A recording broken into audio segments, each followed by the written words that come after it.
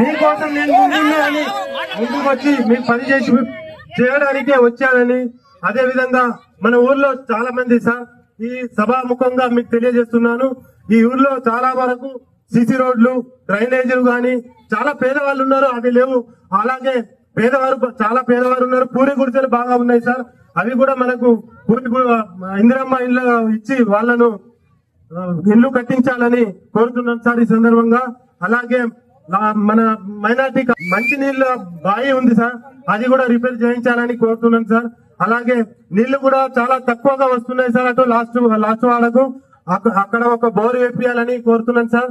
ఇంకా first ward second ward కూడా నీళ్లు కూడా రావడం లేదు సార్, పైప్ లైన్ కావాలి. పెద్దమ్మ మరి కాడ నుంచి వెళ్ళి బొడ్రాయి వరకు కొత్త పైప్ లైన్ కావాలి.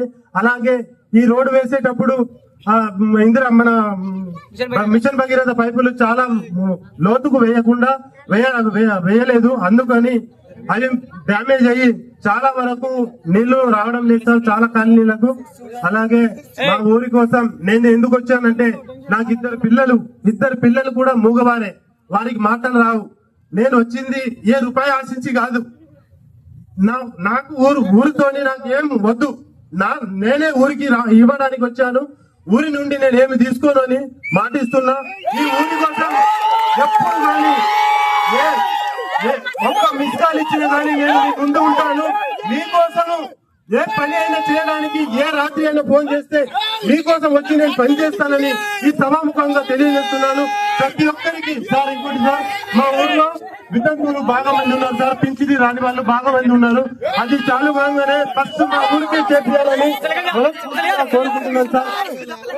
అదే విధంగా మన ఊర్లో చాలా పేద కుటుంబాలు ఉన్నాయి సార్, రెక్కాడితే కానీ డొక్కాడని కుటుంబాలు కూడా కొన్ని ఉన్నాయి సార్.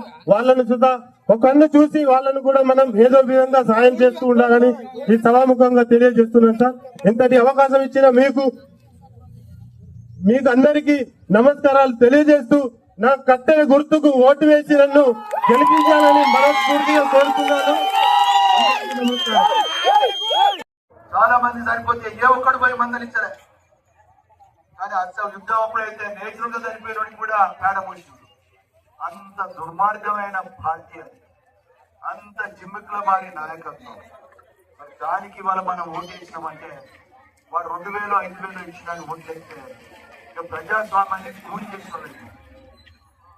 ప్రజాస్వామ్యాన్ని రక్షించుకోవాలి అని అంటే పనిచేసే పార్టీని ఎన్నుకోవాలి. ఇవన్నీ వాస్తవం అవునా కాదో దయచేసి మీరు ఆలోచించాలి. ఇవాళ మనం చూస్తున్నాం, ఇక్కడ ఇంద్రమ్మ ఇల్లు 17 ఇచ్చినాం, 19 ఇచ్చినాం ఇంద్రమ్మ ఇల్లు. అదేవిధంగా సీఎం రిలీఫ్ వచ్చి 16 మందికి ఇచ్చినాం, కళ్యాణ లక్ష్మి 17 మందికి ఇచ్చినాం. అదేవిధంగా చూస్తే కొత్త రేషన్ కార్డు వాళ్ళ మొగానికి ఇచ్చిందా? ఇవాళ 36 ఇచ్చినాం. అదేవిధంగా 10 మంది అదనపు సభ్యులను చేర్పించుకున్నాం మనం. రైతు రుణమాఫీ వచ్చి 203 మందికి 1,20,00,000 చెల్లించినాం మనం, 1,21,00,000. రైతు బీమా అనేది 10 సంవత్సరాలు ఇక్కడ నిలిచింది. కానీ వాళ్ళ రైతు బీమా 5 లక్షలు ఇస్తాను మనం.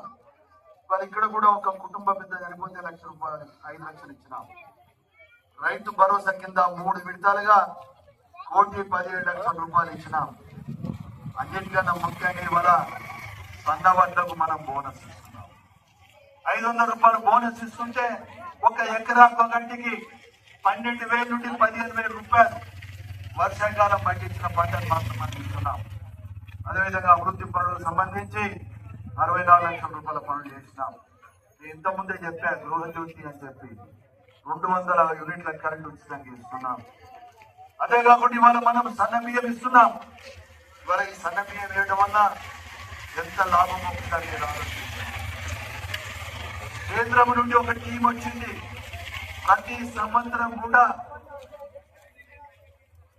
29 రాష్ట్రాలలో, అదేవిధంగా కేంద్ర పాలిత ప్రాంతాలలో ఒక్క రోజన్నా కట్టుకున్నారా? వచ్చిన రోజు ఎవరన్నా తగల వ్యక్తులు